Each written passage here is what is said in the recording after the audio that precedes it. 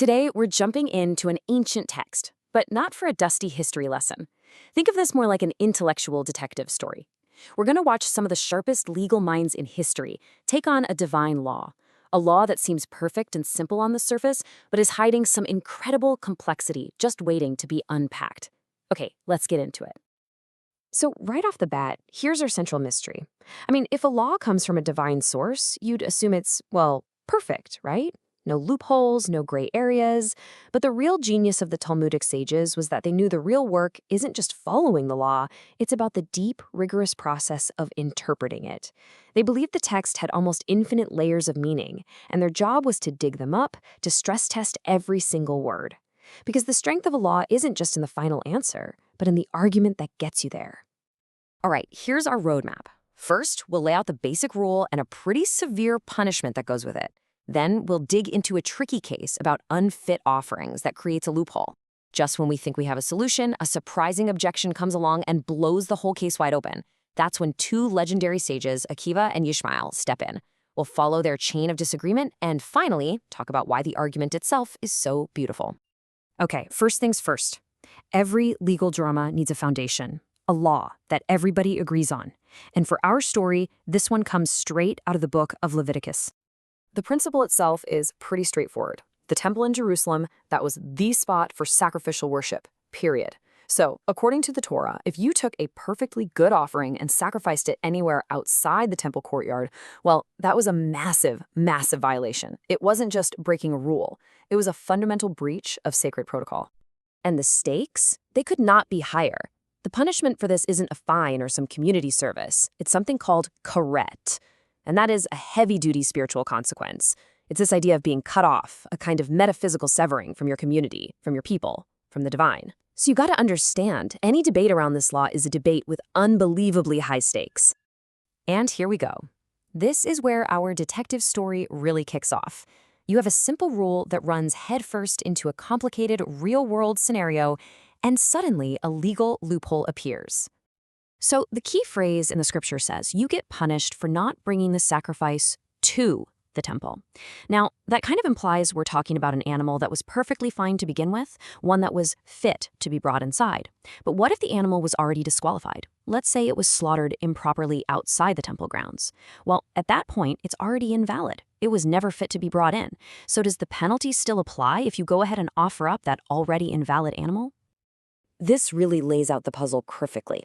For a valid sacrifice offered outside, we know the penalty. Karet. It's clear. But for an invalid one, the text is silent.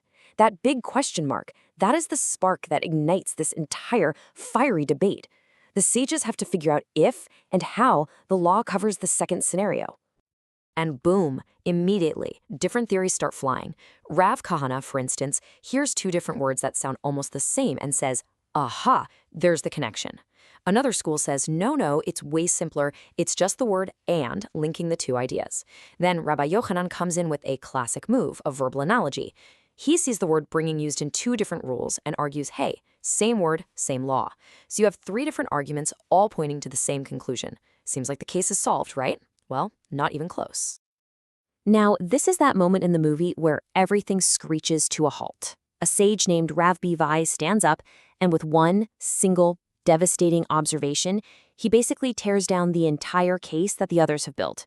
He shows them that their clever solutions have actually created a way bigger problem.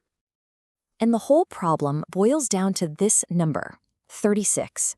You see, there's this foundational text, the Mishnah, and it gives an exact list of every single transgression in the whole Torah that gets you the penalty of Karet. And there are exactly 36 of them. Not 35, not 37, 36. This number is like a law of physics in their legal universe. It is fixed. Rabbi's logic here is just beautiful. He points out that if these other sages are right, they haven't just clarified an old rule, they've accidentally created a brand new one. You've got Karet for offering a valid sacrifice outside, and now a totally separate Karet for offering an invalid one. That means you have two independent prohibitions. And there's the bombshell. If you have two separate prohibitions, you've just broken the system. The sacred, unchangeable count of 36 is suddenly 37. And that is impossible. Rav Bevai's objection just vaporizes all the initial solutions. They are right back at square one, and it's clear they need a much, much more sophisticated way to solve this thing.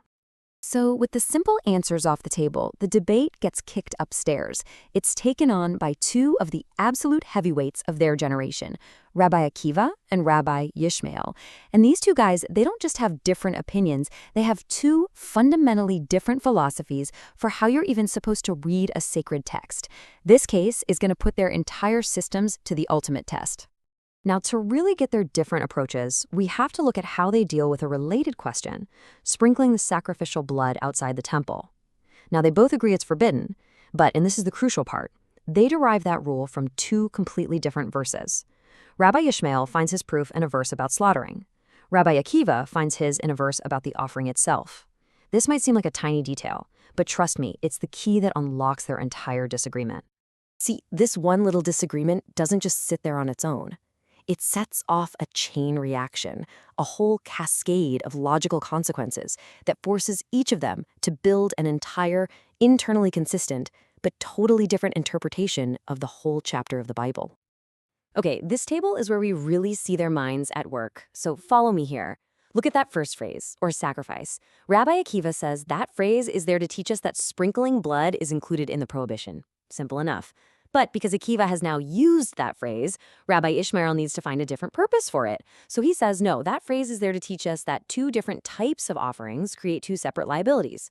Okay, now look at the domino effect. In the next row, Rabbi Akiva needs a source for that same idea, so he points to the word it. But wait, Rabbi Ishmael already has a job for the word it. He says it teaches that the animal has to be complete to be liable. Every single choice forces the other's hand. It's like a grandmaster chess match, played with logic. What we're watching is the construction of two perfect, interlocking, but completely different systems of thought. Every piece of the text has a home, but the homes are in totally different places. So, who was right, Akiva or Yishmael? Well, here's the amazing thing about the Talmud.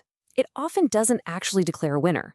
And that's because the final verdict, the answer, isn't always the most important part of the whole exercise. The real goal of this whole incredible intellectual showdown wasn't to win the argument. It was to prove that the divine text is so rich, so unbelievably deep, that it can support multiple, logically perfect, and internally consistent truths, all at the same time.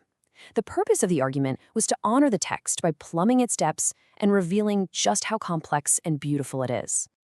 So what does all of this teach us? It shows us a way of thinking where every single word, every letter, matters deeply. Logic isn't just a party trick to win a debate. It's the sacred tool you use to stay consistent and get closer to truth. And maybe most importantly, in this system, disagreement isn't a failure, it's not chaos. It's the method they use to get to a deeper understanding. The argument itself becomes an act of intellectual worship. So we end with this thought.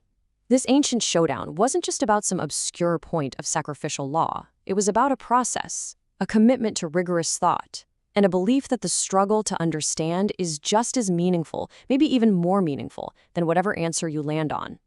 It kind of makes you wonder, in our own lives, in our own search for truth, how much value do we place on the beauty of the argument itself?